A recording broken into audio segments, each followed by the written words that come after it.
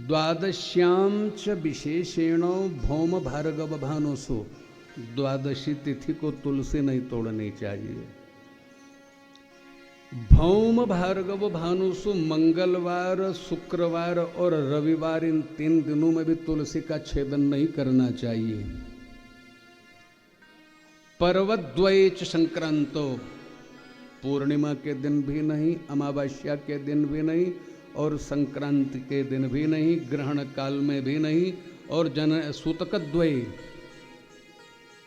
जनना शौच और मरणा शौच में भी तुलसी का छेदन नहीं करना चाहिए। तुलसी कभी बासी नहीं होती है हो। फिर भी पंकजम पंचरात्रेण दशरात्रेण बिल्वकम एकादशाहम तुलसी नैव पर्युषिता भवेत्। कमल का पुष्प 5 दिन में बासी हो जाता है, अन्य पुष्प 24 घंटे में बासी हो जाते हैं, पुराने हो जाते हैं। दशरात्रेण बिल्वकम, बिल्व पत्र 10 दिन में जीर्ण पुराना हो जाता है। तुलसी का वृक्ष 11 दिन में जीर्ण। हाँ, यदि तुलसी उपलब्ध न हो तो फिर तुलसी का पुराना पत्र भी पूजा में प्रयोग में लिया जाता है। ये विधि है। तुलसी भगवान को अत्यधिक प्रिय है। तुलसी एक गोपी थी। राधा जी ने तुलसी को श्राप दिया था, मनुष्य लोक में जाकर के तुम्हारा जन्म होगा। भगवान श्री कृष्ण महाराज कर रहे थे ना, कहाँ? निधिवन में। आप लोग वृंदावन गए तो जहाँ भगवान ने महाराज की लीला की है वह निधिवन है। रात्रि में वहाँ जाना आज भी निषेध है। भगवान आज भी वहाँ महाराज के लिए उपस्थित होते हैं। महाराज चल रहा था, असंख्य गोपियों के मध्य भगवान नृत्य कर रहे थे। ये गोपियाँ कौन हैं?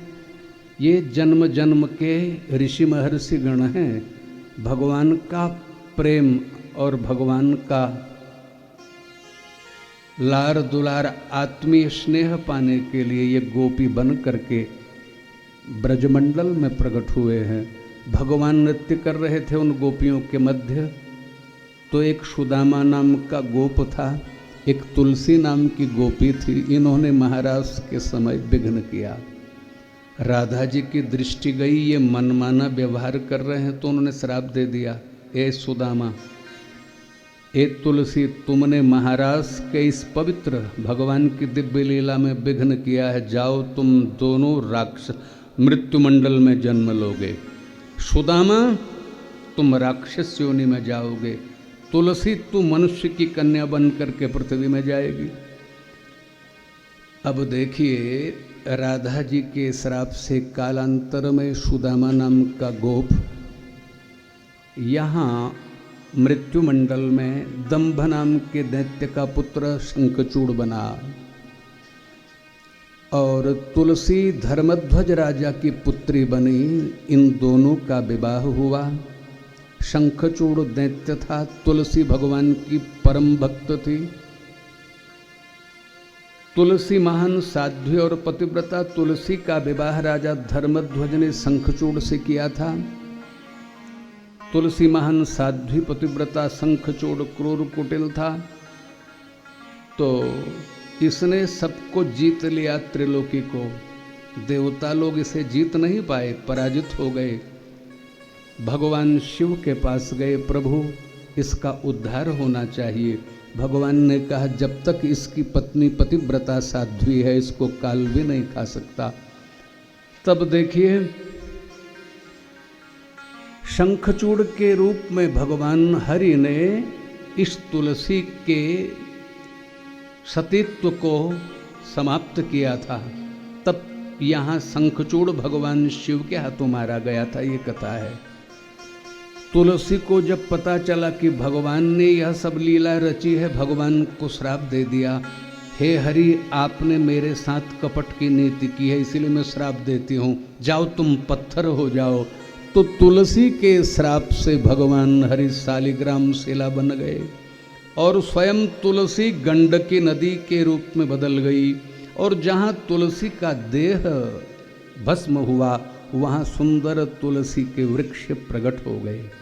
यहाँ तुलसी की कथा वृंदा से भी जुड़ी है, कल आपने सुना, और तुलसी जी से भी जुड़ी हुई है। भगवान शिव ने जब शंखचूड़ दैत्य का उद्धार किया तो शंखचूड़ दैत्य के शरीर की हड्डियां जहाँ जहाँ गिरी वहाँ सुंदर शंख प्रकट हो गए। तो ये तीन वस्तुएं तुलसी, शालिग्राम शिला और शंख, ये जिस घर में रहते हैं वह घर तीर्थ तुल्य होता है, इसीलिए इनकी बड़ी विशेष महिमा है। शालिग्राम की पूजा में पुरुष का अधिकार है और तुलसी की पूजा में तो फिर सबका अधिकार है, ये विधि बताई। तो यह आपने तुलसी चरित्र सुना संक्षेप में, शालिग्राम भगवान की महिमा भी सुनी। शालिग्राम गंडकी नदी में प्राप्त होते हैं और प्रत्येक वैष्णव के घर, भक्त के घर शालिग्राम भगवान की आराधना, पूजा, उपासना होनी चाहिए।